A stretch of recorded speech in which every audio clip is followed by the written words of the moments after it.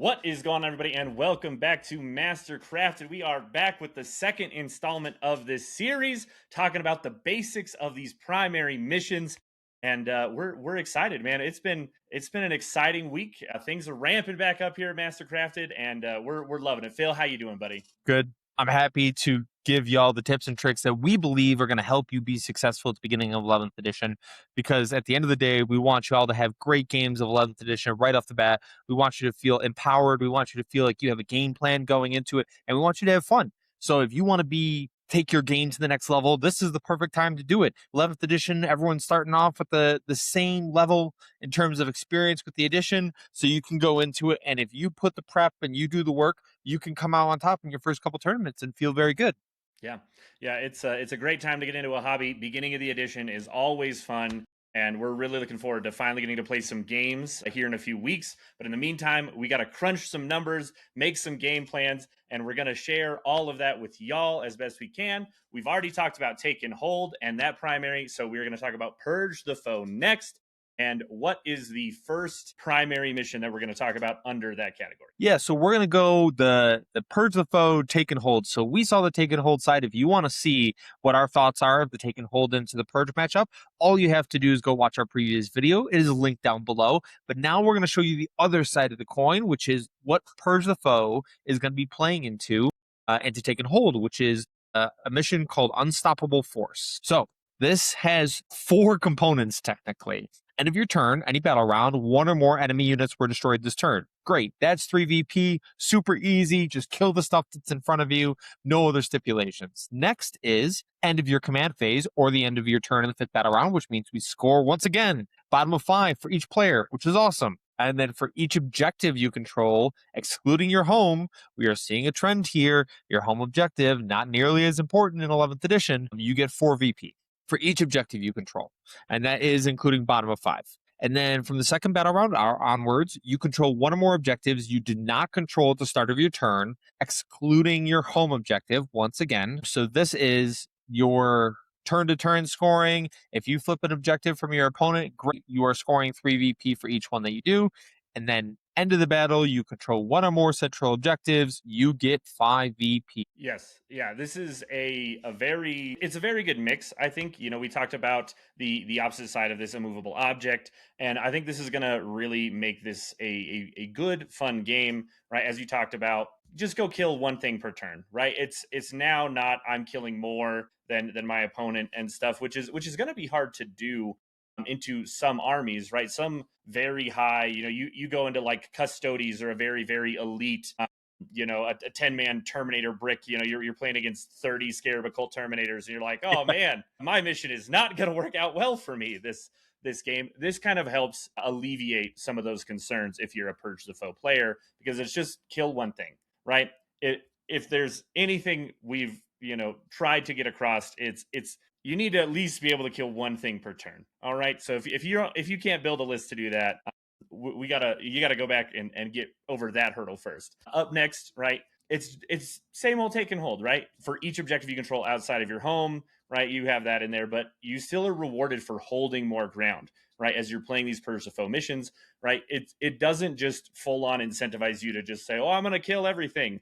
Right, you still need to be very aware of where you are positioning wise and standing on those objectives, and having things that aren't super easy to remove off of them, or at least giving your opponent big enough problems to deal with.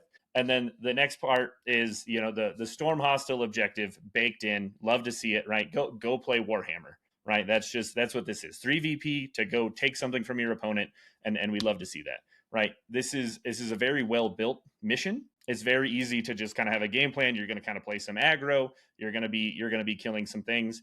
And then at the end of the battle, right, control 1 or more of the central objectives in the middle of the table, the actual middle of the board. And that is, you're hoping to do that. Now, this does mean this is one of the few cases, right? We've seen a little more of a direct end of battle, and not just end of your turn, whether you are first or second. End of battle. That means you are going to maybe be playing a little bit differently on how much material you're maybe trying to save for that, 5th turn, to be like, well, hopefully I can just kill enough, and then whatever I have left, I'm parking on the central objective, just hoping to, have enough on there that I will still control it by the end.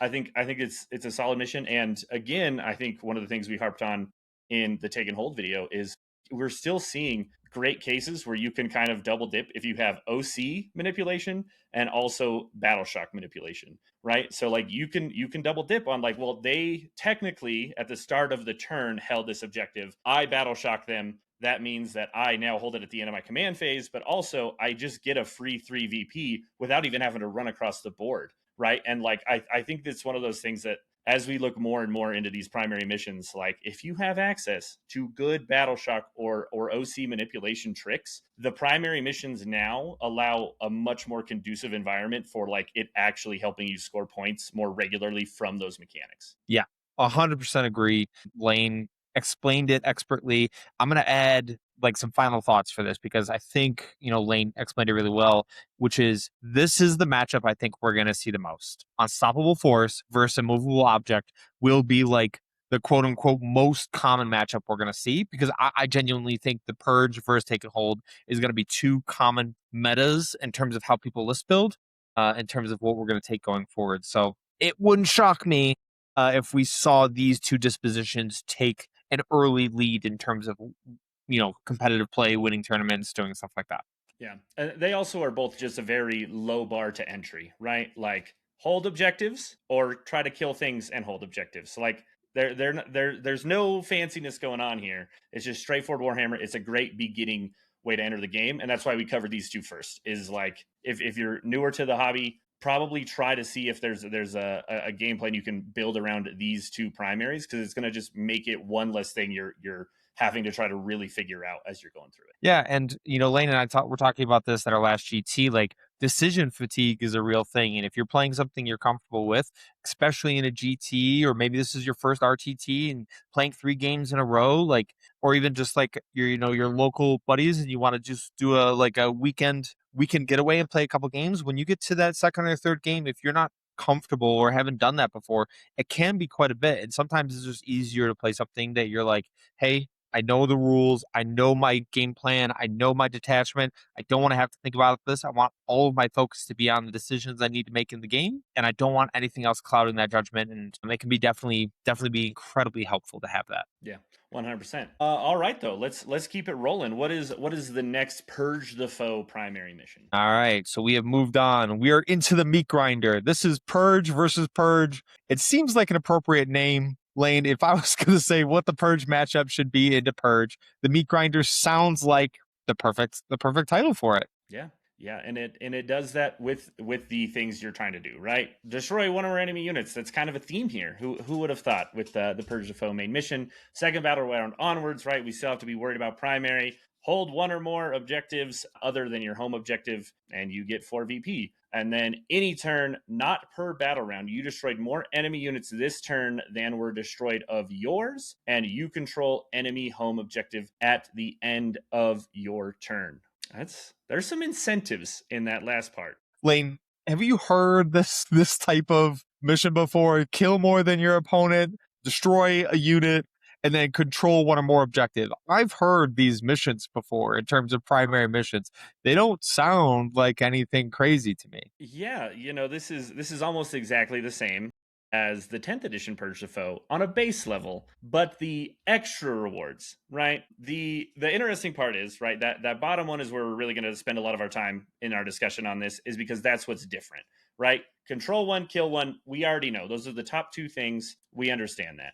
The bottom part, though, you destroyed more enemy units this turn than were destroyed of yours. And this is any turn, your opponent's and your own. And it's not per battle round anymore. So if you have like a fairly, like, I don't know, I think this is one of those that, like, if you're playing a army that is just like fairly tanky itself and has access to good heroic, like for cheaper costs, or just is generally going to just get stuck in very well and just get to keep fighting in your opponent's turn, because you can just kind of like, maybe you're playing orcs and you wah and you just shove, right? Like it's not actually going to be that uncommon for you to get 5 on your own turn, because obviously when you're sending the house, like you should theoretically kill more there. But also if you just get to continue fighting in your opponent's turn and you're a fairly elite or hordy army that just takes a lot to chew through, like you can pretty easily get those extra 5 in your opponent's turn. And it's very, very interesting because I think that's not bad. And then at any time you control the enemy home objective at the end of the turn, right? Whether it's your turn, their turn. Like this is just incentivizing. Hey, I sent the house and I was able to at least get enough OC for my, end of my turn and even into the end of your turn that I held your home. That's a big deal. Like that's the problem is if you are able to do both of these, I don't know if you know this, but there is a cap on how much primary you can actually score. It's 15. Yeah. So you're going to be like, oh shit, well, I got 10 on my own from just the bottom half of this. And, like even if you even just do all of these things, right, you're already overcapped in just your own turn, which is kind of the crazy thing. So, I mean, you can be like, yeah, I would have scored like 120 points if they let me. You can just keep those stats for yourself and stuff. But like it does give you the ability to, especially armies that want to play kind of more cagey and aren't full rush you down. You still have that ability to be like, well, I have good, heroic, I have good fights first, and like I can interrupt and things like that. And I can kind of just take a turn of like, well, I can't really, push it turn 2 yet, but I'm at least staged that if they get close, I can do the, 2 CP heroic and go kill something. And if I kind of play that cagey game, it at least gives you the opportunity to score those points. And it's something that's going to make your opponent think, which I do like, right? Because not every army that's going to be playing Purge the Foe is going to want to just try to jail you and throw 2,000 points at you and do that, right? They want to play a more staged, metered game and stuff. But the armies that can do that are definitely going to be ones that were like, oh yeah, that is not a surprise at all. They are playing Purge the Foe. But yeah, I think it's going to be really interesting to get to see some of these different builds come out. Because it's just possible to score at multiple times throughout the turn. So I like that. Yeah, I think like the first things that stick out to me is like I want mobility armies, but for me, that control the enemy home objective at the end of the turn almost feels like a trap. Like like that's 5 points though. Like I would probably I would trade a unit, right? Like depending on the value of that unit, if it meant that I was able to flip my opponent's home, I might try to roll a 9 on a deep strike if it means that like I can flip a 5 and get points there. So that last part is really interesting. Once again, it happens at the end of your turn, as Lane said. So it does mean that we both have bottom of 5 scoring. It's a trend that you see throughout all of these primary missions. So we like being in a position where we have control at the end of the game and we're not being forced into point scoring. So this is really, really interesting. Like Blood Angels should be chomping at the bit for this. Drakari terrifies me on Purge, where they have something like, hey, your witches move how far? Like 24 inches. They can just like jump on the home, kill whatever unit you have there. Like, great, 5 points. That's it. Right? Like, there are a lot of armies that can do that. It can be very difficult to deal with. So, yeah, I really like this one. It makes sense in my mind. Like, aesthetically, Purge the Foe versus Purge, they're just out there brawling with each other.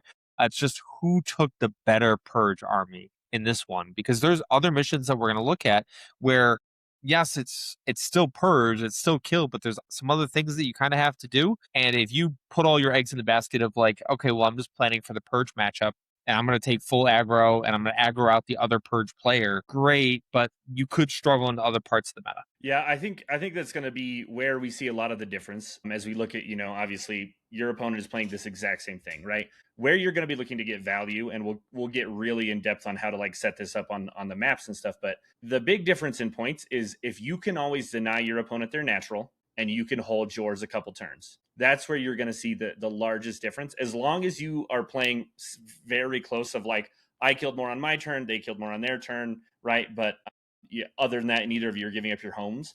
That's going to be where the difference is made on this card specifically. And it's a little easier to talk about the matchup as a whole because you're both playing the same thing here.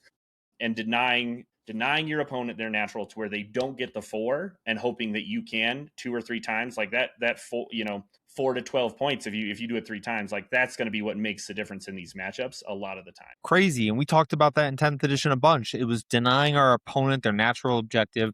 That is what can win you games and put you in the driving seat. Same thing here. If we can deny our opponent 1, 2, 3 times, we should be in a relatively strong position points wise for the game. Yep. All right. Let's keep it moving. What's the next combo we've got? So we got Disruption versus Purge the Foe, which is the punishment primary mission. Yeah, and it's It's honestly like pseudo marked for death, except for you are in control of what you are marking. Mm. Yeah. So at the start of your own turn, you choose 1 to 3 enemy units on the battlefield that are within range of objective markers, and or destroyed at least one friendly unit during the previous turn. If you cannot do so, choose an enemy unit on the battlefield instead. From now until the start of your next turn, those units are condemned. All right. So condemned, marked for death, kind of the same principle here, right? And then if you do by the end of your turn in any battle round, you kill one of the condemned enemy units, or if they left the battlefield, which is a very interesting thing of like, oh, maybe I'm playing Grey Knights and I really don't want you to pick that thing up. You know, like if that's a thing, they're kind of stuck there, because it does say any battle round at the end of a turn. It doesn't say your turn or anything like that. But even then, right? If they have an up down unit, this automatically is like, well, if it's on an objective, right? I as a guard player can't just put Gaunt's Ghosts on my natural and then be like, okay, cool. Well, now I can use them for scoring and pick them up,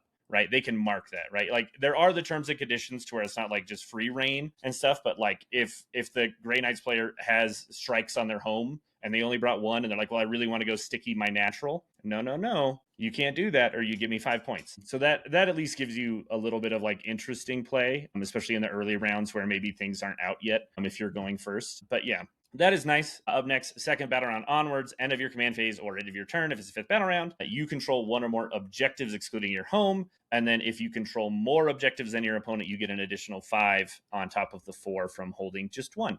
And then at the end of the battle, you control your opponent's home objective worth 8 VP. That does sound nice if you can do it. That probably is the highest number that we have seen in terms of primary scoring overall for any of these primaries. So as a whole, they are really nicely scored. This feels like in a very, very good position, like something that I would want. I like this mission. I like a little bit of agency when I have to do like a kill mission. I think there's some very specific ways to gain this.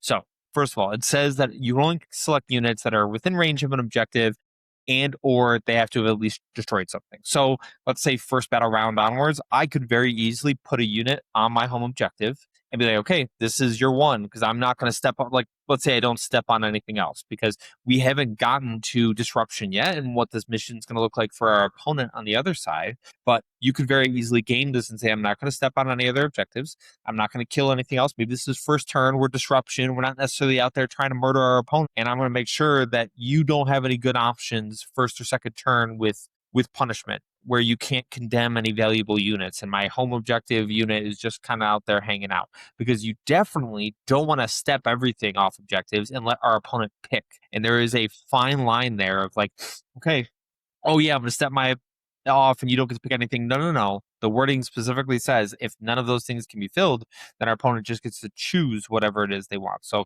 really, really important there. Does the end of battle, you control your opponent's home, like stand out to me significantly? No, but 8 points is a freaking lot. So that plus a very easy, like maybe control more objectives than your opponent, and you're already at 13. Like we're talking about that. We are already in the realm of we are getting big final turns with big final turn swings. And it's only a matter of time that somebody's going to get like, you're going to get like a 30-point final turn where you're going to score 15 on primary and 15 on secondaries and flip a game very easily that way. So I wouldn't, we saw it in the stream games, like a 20-point VP turn is very easily done. Oh, yeah.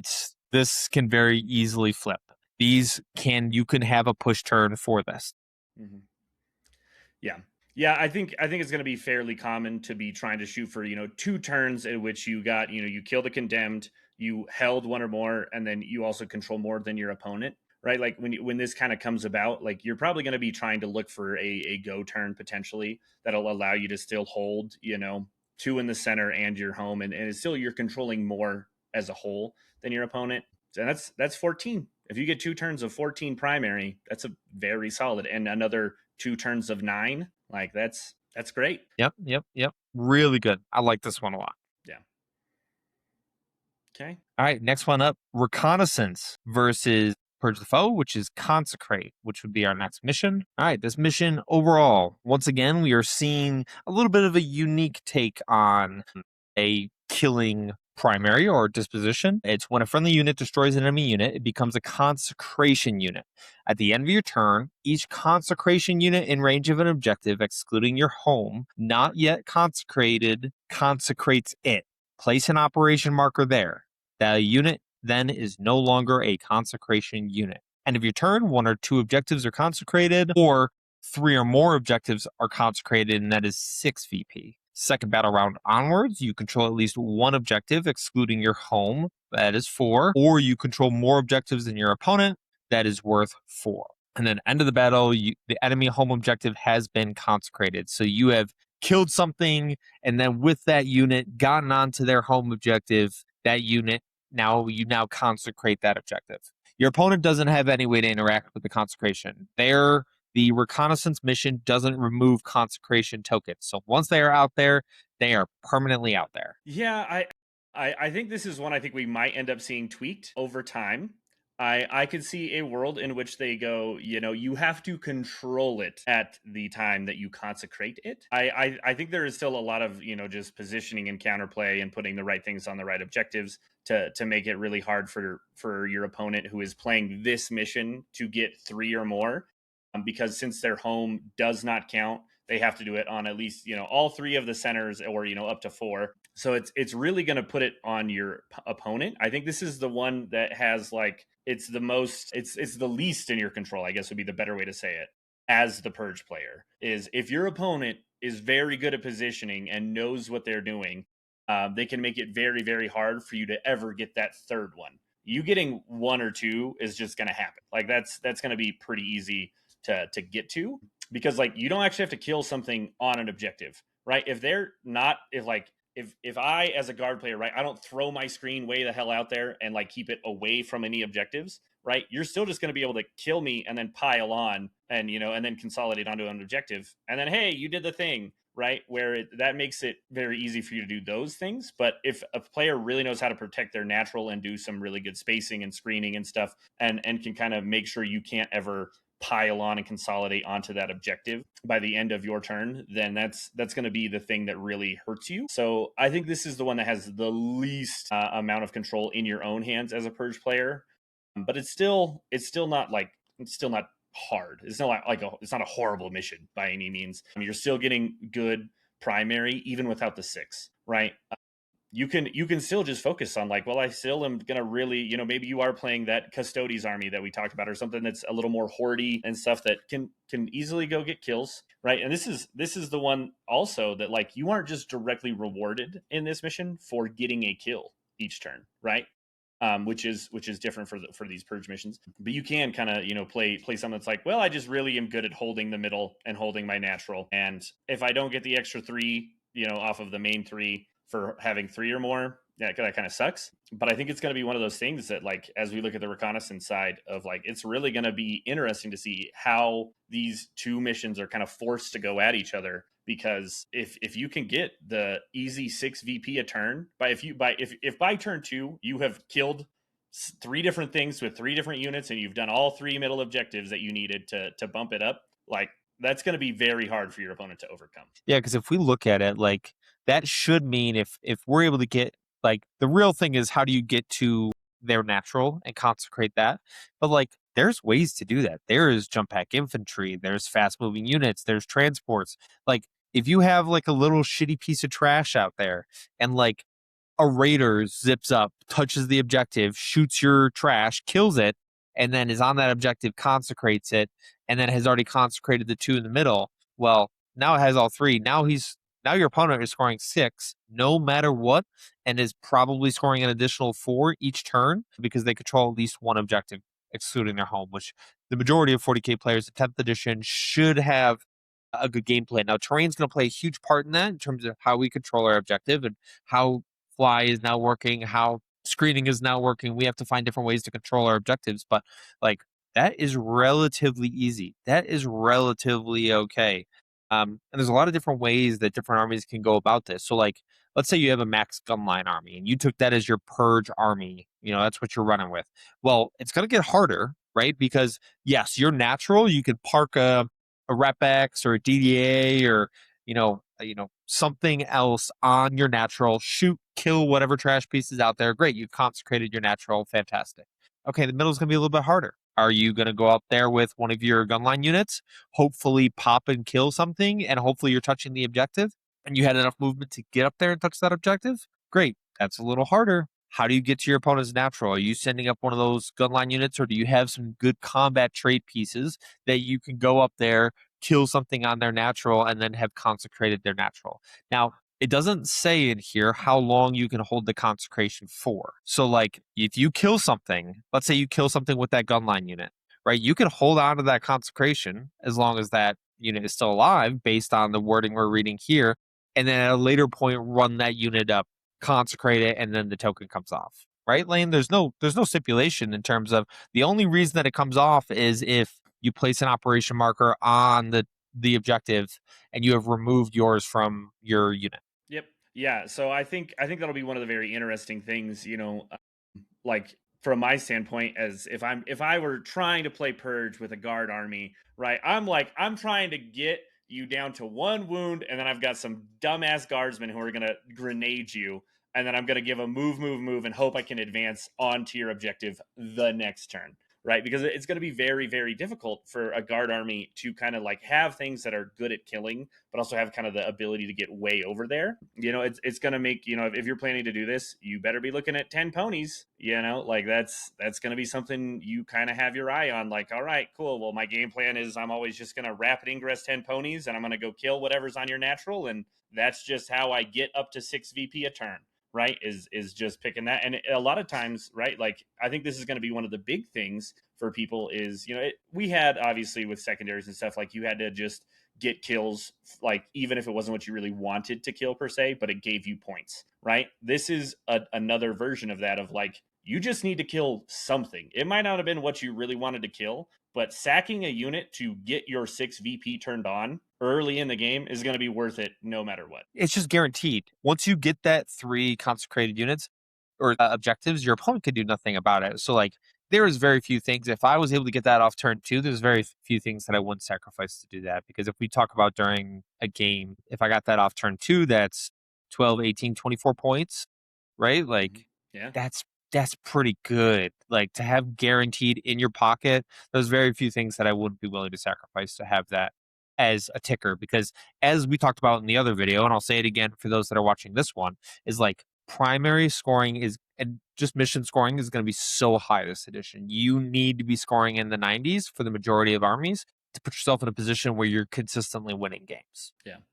And I think you're going to want those threats in your lists of like, hey, I've got the speed. If you put anything remotely close to all 3 objectives, right? You infiltrate towards my natural to try to take space. You have anything staged by the middle and, your own natural. Like, I will send it turn 1 because it scores end of my turn in any battle round. If I'm getting 6 VP on turn 1, like that's a pretty big lead as well, right? Not a lot of the missions give you 6 VP in the first turn as a possibility. So that's pretty nice. It's pretty nice. It feels pretty good. This is the most complicated of the ones we've seen so far, though, right? Yeah, I would say so. It's got a lot of text of like understanding where the timings are and kind of how it works and the conditions to meet. But yeah, I it's solid. I think it's definitely gonna be one of those that it still favors certain Purge armies a little more than others. This one will feel a little better for some people. Other people, especially, like we were saying, gunline armies, it's gonna feel odd unless you are super fast yourself, right? You playing Mon Katao, this is great for you anyway. Who gives a rat's ass? You now just go stand on the objective because you scouted and you moved and you're like, hey, cool, crazy. I have 6 VP every turn. But as normal, slower people are going to have a harder time playing this with ease. But it's still good. Still good. Yeah. What I do like about this is the consecration is not an action. So, like, the act of flipping or doing the consecration on the objective isn't an action, which means you would delay the scoring another turn. It's literally just be on the objective, and there's, as Lane said at the beginning, there is no OC requirement. You do not have to control it, which feels like a mistake slightly, but gosh, Purge players are going to love that. The fact that they don't have to control it, they can just tow one person on after they murder something, and they're perfectly fine. Like, I like it a lot. Yeah. All right. last but not least, we'll go ahead and talk about the priority assets mission, and that is Destroyer's Wrath. And this is about as familiar as it could get. I mean, this is almost exactly Purge, just pointed a little differently. 3 VP, you destroyed one or more enemy units. Crazy. A second battle round onwards, or bottom of the fifth. For these next parts, control one or more objectives. Crazy. 4 points. And then stakes are higher now. 6 VP if you control more than your opponent. And then again, another second battle round onwards, end of your own turn. More enemy units were destroyed this turn than friendly units were destroyed in the previous turn. So that's kind of where the difference is. That's the only real little tweak on verbiage, really, is just the timing on that. You now just have to ramp up. You have to have killed more than your opponent killed on their last turn instead of just within the battle round. Makes it a lot cleaner, just because, like, obviously it was very hard to be like, it just felt so bad when you were playing Purge. If you went first, you're like, well, I just have to guess how many I think you're going to kill, and the pressure is still on me to try to come out here and just overextend to get these kills, Yeah, no, and stuff. that's a So huge difference. Yeah. yeah, and the nice thing is now, right? Like, it's still, I feel like it's nice either way. Like, you aren't punished for going first or for going second. You still, I think, want to go second, right? Because it's going to be easier to get that first kill in the first battle round generally if you're going second on this one, just because they're probably going to have had to do some secondaries, or they're at least staging, right? Something's going to be easier to touch in those terms. And then yeah, like, it's nice because, like, I feel like turn 2, it's so hard to not score that last section, right? Like, how much is your opponent just sending the house against a Purge army if they're playing priority assets? I like that they killed more than you can, I guess. I don't know. I just feel like that one is going to be pretty easy to score pretty regularly early in the game. It's going to be that, like, battle round 3, battle round 4, depending on how elite they are, that's going to be what makes this more difficult, right? You run into 5 big knights and you're like, oh, I cannot bank on getting that one anymore. That'll be kind of the edge case. But in general, Let's say solid primary. I don't know how many 5 big knights are going to be running priority assets. Yeah, right. But there might be somebody, right? They have to, right? All of the factions have access to. There's going to be somebody who's like, this is me. We're playing teams, right? And somebody, they're like, I just do it because if there's a Purge player, I just fuck them on points. And it's like, yeah, that's fair. We'll see how the whole team's meta develops. But yeah, that is the last of them, and it was fun to end with because it was basically nothing's changed. Very little has changed. It does feel very straightforward. So let's end with what we did for the take and hold missions. What do you think if a person is building a Purge list? We just went through all the dispositions. What does a Purge player actually need to focus on bringing? Because we talked about take and hold. We talked about unit recursion, models coming back, OC, battle shock. What are the things that you think a Purge player should be bringing to the table if they're planning on bringing this to a tournament or a team's tournament or their RTT, or they're going up against their buddy? What does a Purge player need to have? I think speed, man. We've talked a lot about mobility, and there's just enough of these require you to have the ability to go touch people any given turn, right? Like, whether that speed comes in multiple parts, right? Like, whether you have scout and then a little speed on top of it, or you just are uber fast, good rapid ingress targets that can potentially come in and then go take your opponent's natural, as we talked about, right? I think that's going to be some of the things you just need some pieces. Your whole army, you don't have to be Blood Angels, right? Everything doesn't have to fucking move 12, but you need some things that give you that ability that you can kind of build into your game plan when the missions require it. I think that would be my first one. What would you say is one of the other most important things you got to have? Yeah, I think overall, I think you can go gun line. I think you could go combat. There's a lot of different ways that you can take this, but my number one thing, if you're going to play Purge, is there shouldn't be a thing that you're afraid of killing. Like, I think that's the general question you need to ask yourself, is like, there should not be a thing that you fear overall that you can't just go outright and kill. You shouldn't have a tool for it. So, like, big demons, right? Like 4 pinballs, whole bunch of like big scary demons, high toughness, modifiers, -1 damage, whatever. It should not matter to you. You should have a tool to go into that.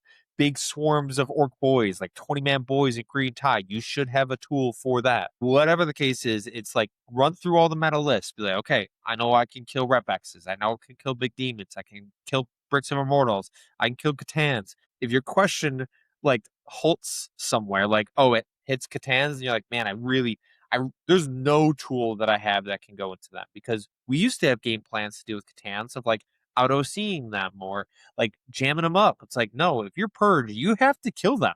They have to be dead. So if you're building a list with Purge, you need to run through. It's actually probably one of the easiest things in terms of list prep. You just need to run through and say, can I kill the big scary things in the meta right now? Can I kill Chaos Knights, Imperial Knights, Demons, Guard Hordes, whatever the case is, Custodes, like, can you kill them? No? Okay, then maybe we need to tailor our list a little bit to make sure that we have a breadth of things that we need to kill. Now, they don't all have to die the same. You can have gun lines, you can have super strong combat armies, but each one's going to be incredibly different. And I think gun lines can be effective here.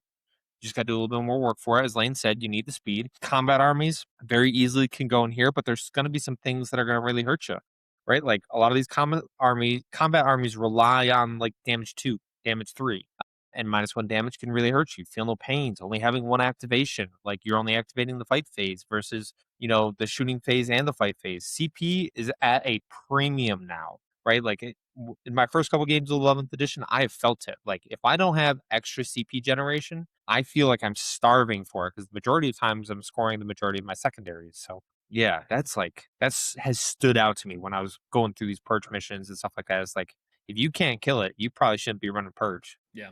Yeah, I think the other thing too is whether it's, for you still want to be looking to have at least one, if not two turns of I have the stickiness to like still be fighting over the center, right? And potentially still hold it for a turn, right? Like holding more than your opponent is still in here on 3 of the 5, if my math is correct.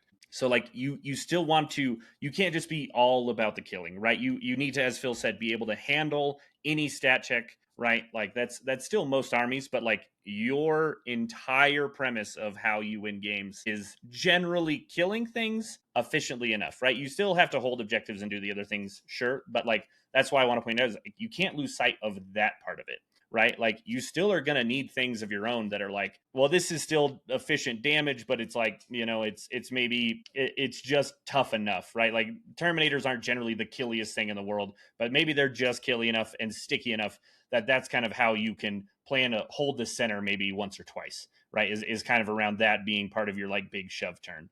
So I think that's one of the things that you're really going to want to also just kind of keep in the back of your mind, right? This is still 40k. There's still objectives on the board. You can't just be killing.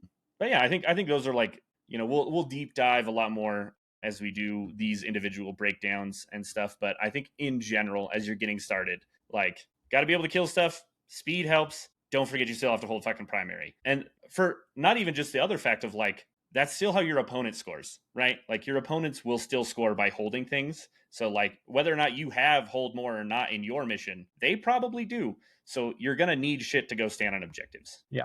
Yep. Denial is the name of the game. You gotta look at that other card and realize what it is that your opponent's trying to do. We'll put the link down below. The website we're using here is GD Missions. They have a little app. You can download it. Everything's on here, which is nice, and it's in pretty colors. And since I like pretty colors, like this is very efficient for us. So yeah, I liked it. I like Purge. I think there's a few armies that I play that would also enjoy Purge. Yeah. I'm excited to start seeing some more stuff. We just saw Space Marines dropped today as we're recording this, so can't wait to see more dispositions and detachments that they're going with released. Because we're gonna be looking to finally start doing some actual list building once we know what we can be doing within those detachments. So looking forward to that. In the meantime, if you haven't liked the video, subscribe to the channel, please comment below. That all helps us out greatly. Join the Discord as well. We do live streams on Wednesdays. We're starting back up our list review stuff here in the next week or so. We'll probably start maybe doing those live, who knows, and just having a good time with that. Hop on in there. We love talking with y'all. And do not forget, that victory isn't given. It's forged. And it's forged right here on Mastercrafted. And we'll see y'all next time. See you guys.